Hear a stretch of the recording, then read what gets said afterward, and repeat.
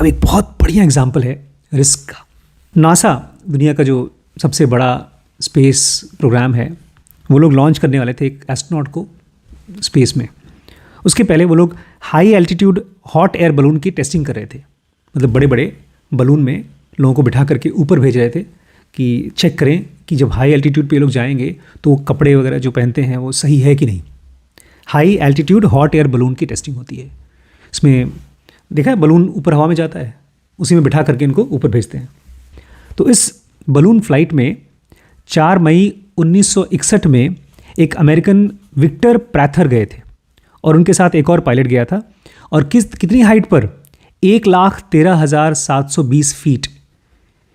ये जो पहाड़ होते हैं माउंट एवरेस्ट, पता है कितनी हाइट होती है उसकी? 29,000 फीट। 29,000 फीट है हाइट किसकी? माउंट एवरेस्ट की। और इनकी बलून कहाँ गई? 1,13,000 फीट पे, ऑलमोस्ट स्पेस तक पहुंच गई थी।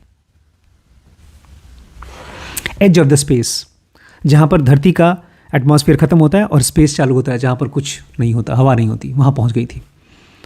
Flight was success. तो देखा जाए तो उनकी फ़्लाइट सक्सेसफुल हुई। The suit worked beautifully. यहाँ से वहाँ तक जो उन्होंने सूट पहना था, स्पेस वाला सूट, एकदम सही तरीके से काम करा था।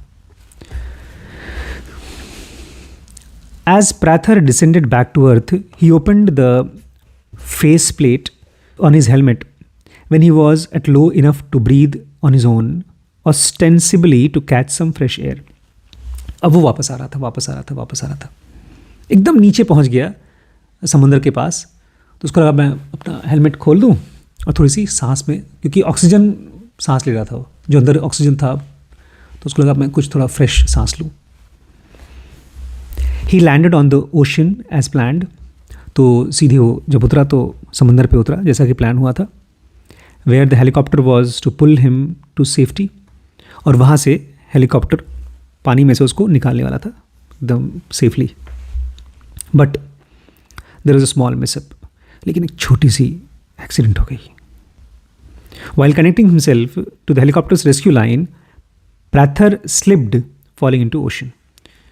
वो हेलीकॉप्टर की जो सिक्योर लाइन थी उसको पकड़ कर ले जाने वाली थी, उसमें कनेक्ट ही कर रहा था अपने आप को, लेकिन तब तक से वो फिसल करके पानी में गिर गया समंदर में। This shouldn't have been a big deal. No one in the rescue helicopter panicked. तो कोई बड़ी प्रॉब्लम नहीं है, वो पानी में गिर गया तो निकाल लेंगे। ऐसा होता है, लोग जब भी ऊपर जाते हैं नीचे आते हैं तो पानी से लोग निकाल लेते हैं। The space suit should have been watertight and buoyant. क्योंकि जो स्पेस सूट था ना, वो अपने आप में वाटर टाइट था, उसके अंदर पानी नहीं घुस सकता था।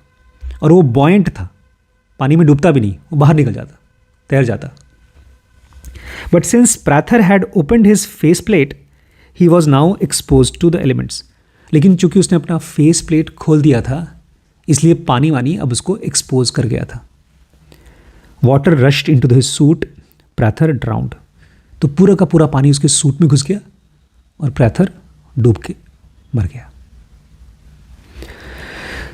Think of how much planning goes into launching someone into space. थोड़ा सोचिए, किसी को स्पेस में भेजना है तो कितनी प्लानिंग की जाती है। So much expertise, so many contingencies. इतने ढेर सारे एक्सपर्ट्स काम करते हैं और कितनी कंटिंजेंसीज होती है। पता है कंटिंजेंसी क्या होती है? Backup plan. अगर ये बिगड़ा तो ये कर लेंगे, ये बिगड़ा तो ये कर लेंगे। हमारी बॉडी में 2 किडनी है, वो कंटिंजेंसी प्लान है नेचर का। हमारे पास 2 आँखें हैं, वो कंटिंजेंसी प्लान है। So many what ifs and what thence. जब इस तरह का कोई बड़ा प्रोग्राम होता है, उसमें ढेर सारी वॉट इफ होते हैं और वॉट देन होता है। अगर ये हुआ तो क्या करेंगे, वो हुआ तो कैसे करेंगे। Every detail is contemplated by thousands of experts. हर एक डिटेल को हज़ारों एक्सपर्ट बार बार स्टडी करते हैं। NASA is probably the most planning centric organisation that has ever existed. और नासा दुनिया के जितने भी गवर्नमेंट की संस्थाएं हैं उन सब में सबसे बड़ा प्लानिंग सेंट्रिक ऑर्गेनाइजेशन है, जो ढेर सारी प्लानिंग करता है। You don't go to the moon by crossing your fingers and hoping the best. आप चांद पे नहीं जाते हैं कि भगवान तुम पर भरोसा है बचा लेना, ना, प्लानिंग किया जाता है। Every conceivable risk has a plan A, plan B, plan C. हर एक रिस्क के लिए पहले प्लान ए होता है, वो खराब होगा तो प्लान बी, वो खराब होगा तो प्लान सी। कंटिंजेंसी प्लान्स होते हैं। But even then, despite so much of planning, a tiny thing no one had considered invites catastrophe. लेकिन फिर भी इतनी प्लानिंग के बावजूद एक छोटी सी चीज़ ने ख़त्म कर दिया सब कुछ। और ये छोटी सी चीज़ क्या थी? ये वो चीज़ थी जो कोई देख नहीं पाया। Risk is what you don't see. Risk उसे कहते हैं जो आप देख नहीं पाते। एक बहुत फेमस फाइनेंशियल एडवाइज़र हैं जो रुपए पैसे का एडवाइस देते हैं लोगों को, उनका नाम है कार्ल रिचर्ड्स।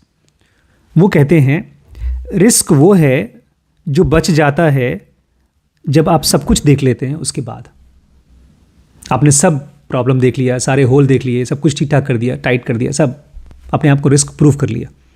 उसके बाद जो बचता है वो रिस्क है।